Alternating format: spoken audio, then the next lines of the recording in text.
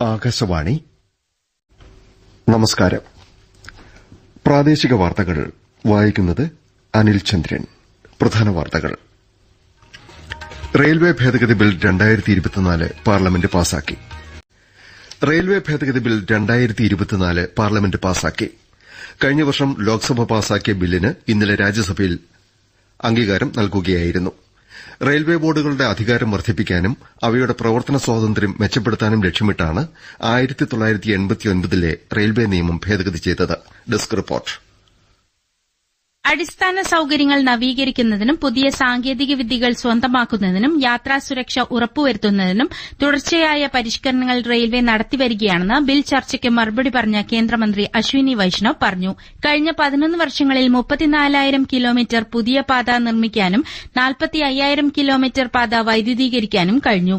Rail സുരക്ഷയ്ക്ക് മാത്രമായി Modi government 1 ലക്ഷം കോടിയിൽ പരം രൂപ നിക്ഷേപിച്ചിട്ടുണ്ട്. റെയിൽ അപകടങ്ങളുടെ വാർഷിക തോത് 171-ൽ നിന്ന് 30 കുറയ്ക്കാൻ ഇതിലൂടെ സാധ്യമായി.